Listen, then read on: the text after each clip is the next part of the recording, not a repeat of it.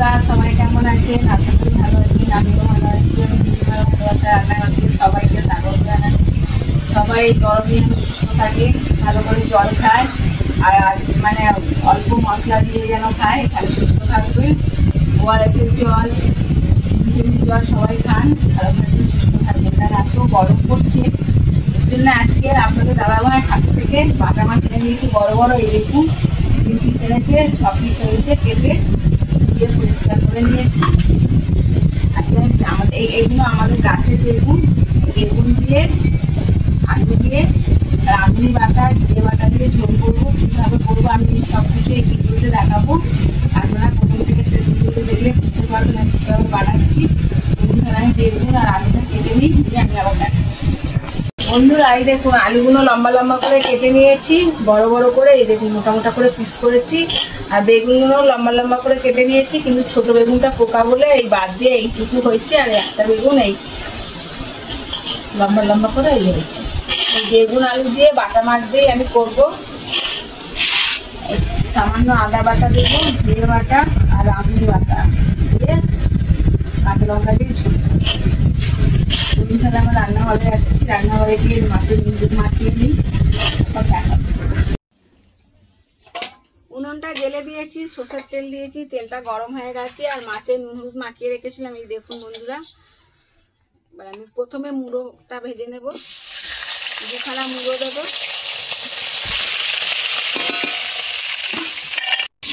মাছটা ভাজা হোক ততক্ষণ আমি রাঁধুনি নিয়েছি 4 চামচের 2 চামচ রাঁধুনিটা বেটে নেব।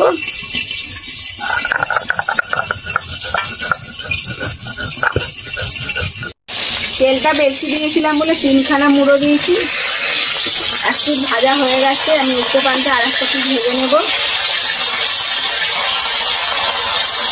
তেল সেটটাকে চাপা দিয়ে দিচ্ছি।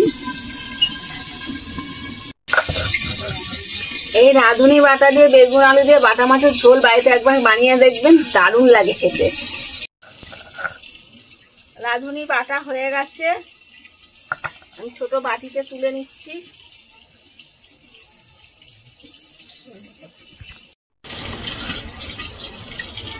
ঢাকনাটা খুলে দিলাম, মুড়োগুলো ভাজা হয়ে গেছে, থালায় তুলে নিচ্ছি। এই একইভাবে আমি লাজাগুলো ভেজে নেব। মাছগুলো সব ভাজা হয়ে গেছে, মাছের তেলেতেই আমি তরকারিটা চাপিয়ে দেব। 1/2 চামচ কালো জিরে দিচ্ছি, কেটে রাখা আলু দিয়ে দিচ্ছি,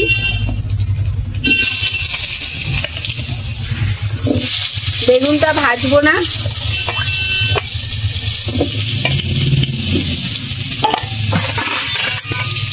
আলুটা নেড়ে চেড়ে ভেজে নেবো ভালো করে। 1 চামচ লবণ দিয়ে দিচ্ছি, 1 চামচ হলুদ। আলুটা নেড়ে চেড়ে ভালো করে ভাজবো। 3খানা কাঁচা লঙ্কা চিড়ে রেখেছিলাম, দিয়ে কাঁচা লঙ্কা দিয়ে দিচ্ছি।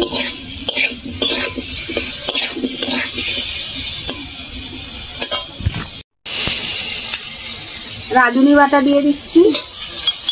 আলুটা ভালো করে ভাজা হয়ে গেছে, 1/2 চামচ আদা বাটা দিচ্ছি, ভালো করে কষিয়ে নেব। আলুটা লাল লাল করে ভেজে নিয়েছিলাম।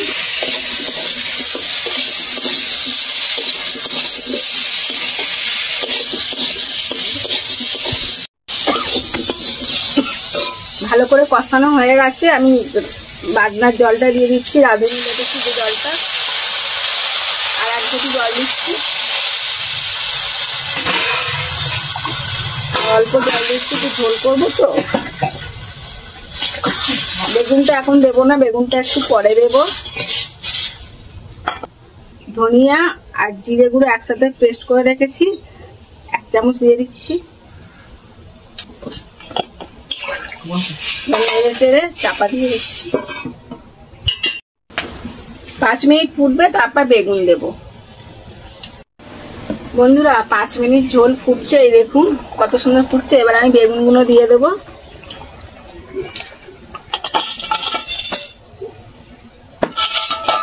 এই রাঁধুনি বাটার ঝোল খেতে খুব সুন্দর লাগে। আপনারা বাড়িতে এইভাবে বানিয়ে খেয়ে দেখবেন, সত্যি সুন্দর লাগে খেতে। আর রাঁধুনি বাটা খাওয়াও ভালো।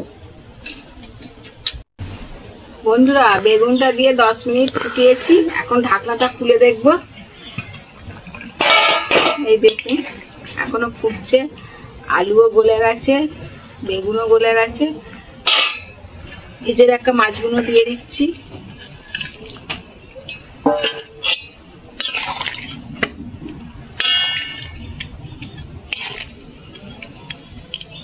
আর 2 মিনিট চাপা দিয়ে রাখবো, তারপরে নামিয়ে নেব।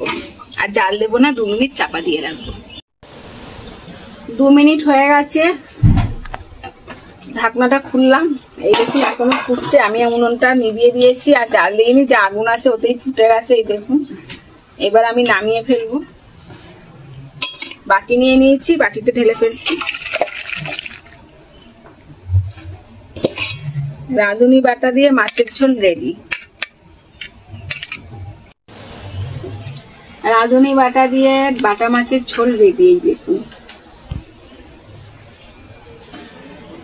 আপনারা এইভাবে বাড়িতে বানিয়ে চটপট খান, তাহলে বুঝবেন যে কত সুন্দর স্বাদ খেতে। চলুন তাহলে আগামী ভিডিও আবার দেখা হচ্ছে। সবাই ভালো থাকুন, সুস্থ থাকুন, আর আমার ভিডিও দেখতে থাকুন। টাটা।